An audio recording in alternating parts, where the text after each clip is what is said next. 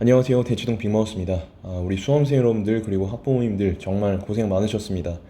마음 많이 졸이셨죠?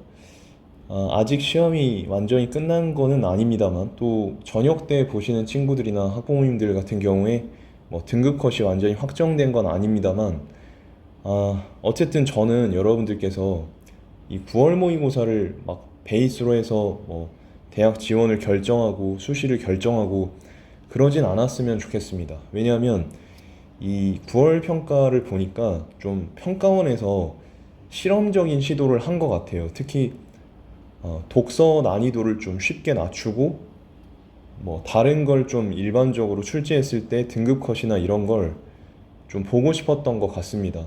그리고 6월 평가 때 좀 워낙 어려웠었기 때문에 좀 수험생들의 멘탈도 좀 관리해주고자 좀 난이도를 조정을 한 것 같은데, 사실 뭐 난이도를 어떻게 조정하든 수험생들의 멘탈은 흔들리게 마련이니까 이런 경우에 등급 컷이 어떻게 나올지는 좀 지켜봐야겠지만, 실험적인 시도이기 때문에 우리 학부모님들과 수험생분들이 너무 이 9월 평가를 중심으로 뭐 내가 잘하고 있다거나 못하고 있다거나 뭐 수시 지원을 어떻게 할 것인지 섣부르게 결정하지 않으셨으면 좋겠고, 가능성을 보세요. 가능성을 우리가 뭐 주식 투자나 이런 거 할 때도 뭐 지금 현재 가치만 보고 투자하지는 않잖아요, 그렇죠?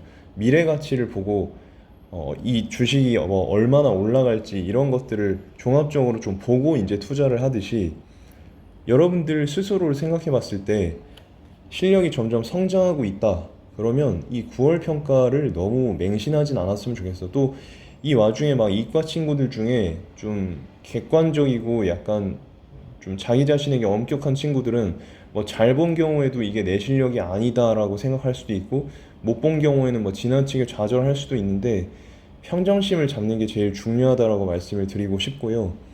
뭐 걱정이라는 건 정말 하면 할수록 느는 것 같습니다. 저도 마찬가지고, 저도 걱정이 많은 사람이지만 최대한 좀 안 하려고 노력은 하는 편이에요. 네, 하면 할수록 이게 커지더라고.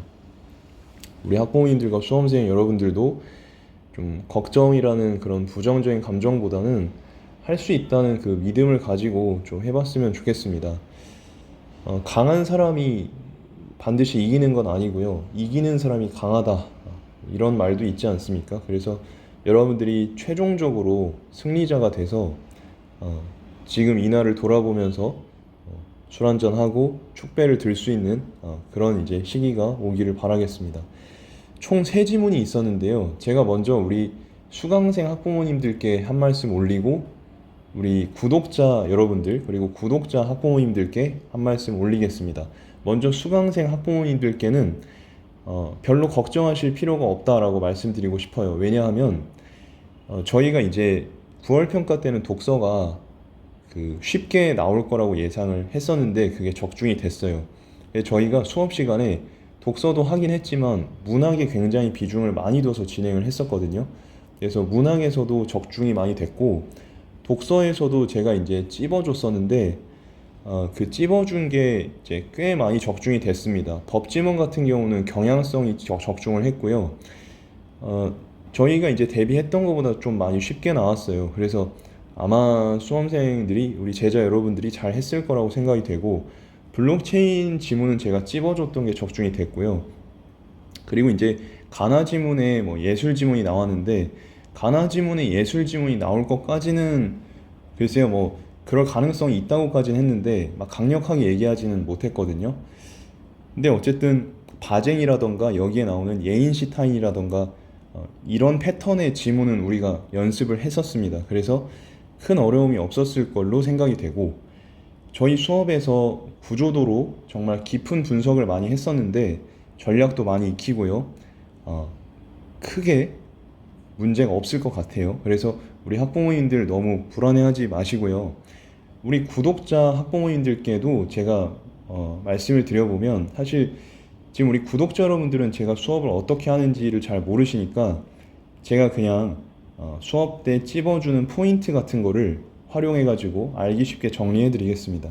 먼저 법지문에서 함정선지로 나온 트릭이 있는데요. 그 트릭이 뭐냐면 두 개의 개념을 섞어서 출제한 겁니다. 예. 근데 사실은 여러분들 어렸을 때 요거 많이 해보셨잖아요. 귤이 있고 오렌지가 있고 그다음에 뭐 딸기가 있고 딸기가 있고 맞나요? 네, 맞죠. 바나나가 있고 뭐 이렇게 생긴 뭐 과일이 있다고 해봅시다. 그럼 귤은 이렇게 연결하고 딸기 이렇게 연결하고 바나나 이렇게 연결해야 되잖아요. 근데 이제 어떤 애기들은 귤을 막 여기에 연결하고 딸기를 막 여기에 연결하고 바나나를 여기에 연결하는 친구들이 있잖아요. 이런 친구들은 어떻게 해야 됩니까? 여러 번 반복 훈련을 해야 되죠. 칭찬도 해주고 격려도 해주면서 제대로 이제 이을 수 있게 도와줘야 돼요. 이렇게 도와줘야 돼. 근데 이거는 차근차근 연습을 해야 됩니다. 막 마음이 앞서가지고 막 빨리빨리 하려고 하면 더 안 되거든요. 독서에서도 그냥 뭐 쉽게 얘기하면 그냥 이거를 글로 그냥 해놓는 거예요. 그래서 제가 봤을 때는 뭐랄까요? 여러분들이 막 지나치게 어려운 문제집이나 모의고사를 막 양치기 하실 필요는 별로 없을 것 같고, 뭐 시험이 어렵게 나와도 마찬가지입니다. 그냥 기출문제 가지고 그 연결관계, 지문 내에서 단어와 단어들 간의 연결관계를 여러분들이 잘 정리하시면 아마 이 법지문에서 나왔던 이런 트릭으로는 고생하지 않을 것 같아요. 그리고 이제 법지문에서 항상 나오는 게 예외적인 거거든요. 예외적인 부분에도 여러분들이 집중을 하셔야겠고요. 그리고 시험이 조금 더 어렵게 나오면 예외적인 거랑 일반적인 경우 둘 다 같이 나올 수 있으니까 여기에 대비하셔야겠습니다. 쌤, 9월 평가 이렇게 쉽게 나왔는데 뭐 깊이 준비를 할 필요가 있을까요? 하는데 우리 예전에도 9월 평가가 쉽게 나오면 수능이 어렵게 나오는 경우가 많았습니다. 그래서 조금 독서를 완전히 놓으시면 안 되고 대비는 계속 하셔야 돼요. 다만 또 그렇다고 너무 지나치게 모의고사를 풀 필요는 없다라는 걸 제가 말씀드리고 있는 겁니다. 이해되셨죠? 두 번째 지문은 이제 블록체인 지문인데 이건 제가 찝어줬던 지문입니다. 근데 어쨌든 여기서 특이할 만한 건 정의와 개념에서 무려 세 문제나 출제가 됐다는 거예요.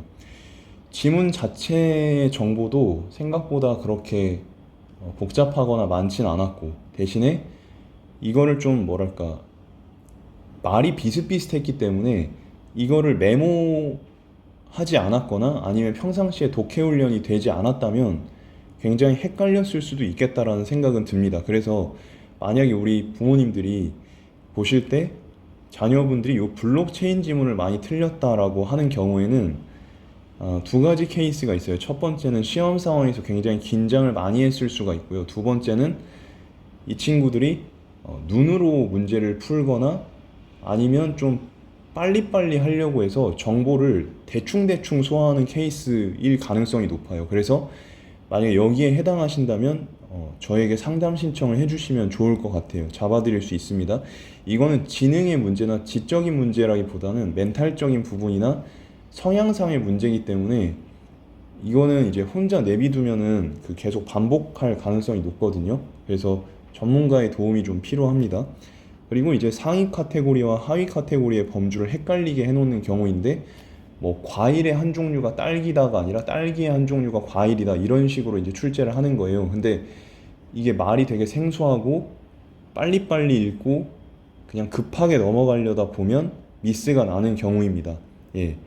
그래서 이런 지점들은 기본적인 독해 훈련과 멘탈적인 트레이닝만 된다면 크게 문제없이 잡을 수가 있고 여기서 조금 더 난이도가 높게 출제할 거에 대비해서 우리가 조금만 더 깊이 있게 개개인별로 어떤 그 약점을 체크하고 또 뭔가 이제 멘탈이 흔들릴 때 어떻게 할 것인지 행동 강령을 세팅하고 사고 과정에 대한 매뉴얼을 잡아서 반복 숙달을 시킨다면 충분히 수능이 어떻게 나오든 좋은 결과를 가져올 수 있기 때문에 여러분들께서 너무 불안해하지 마시고 제가 지금 이 영상에서 말씀드린 대로 진행하시면 되겠고요.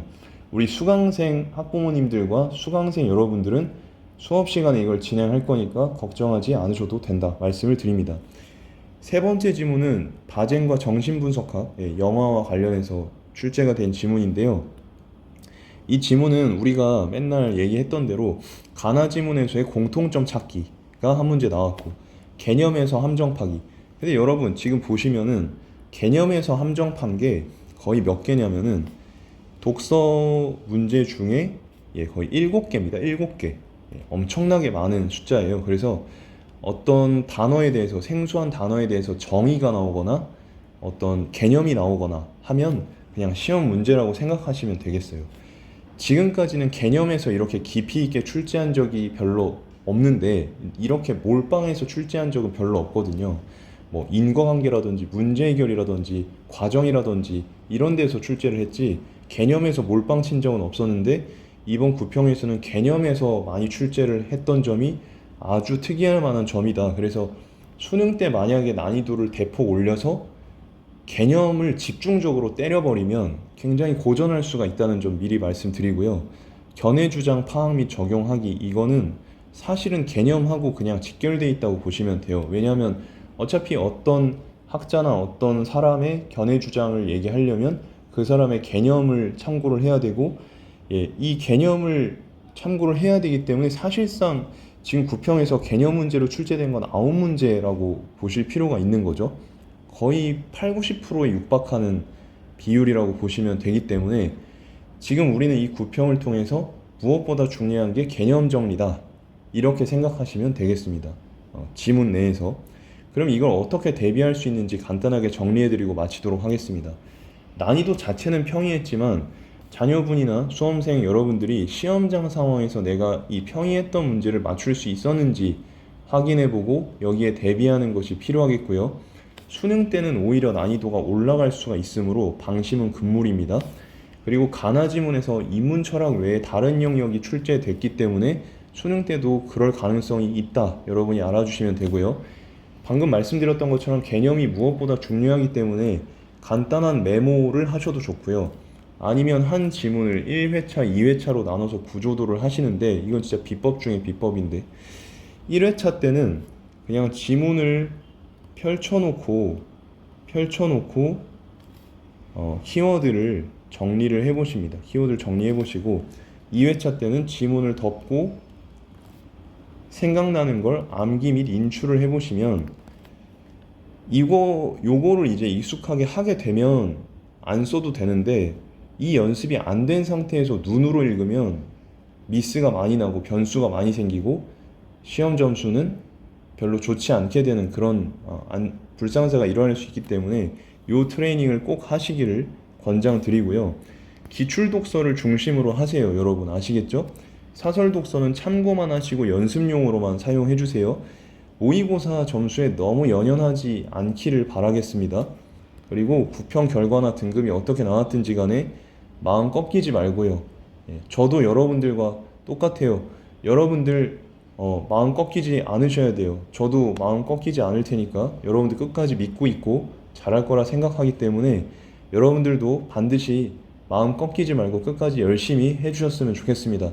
대치동 빅마우스는 또 문학편에서 찾아뵙도록 하겠습니다. 감사합니다.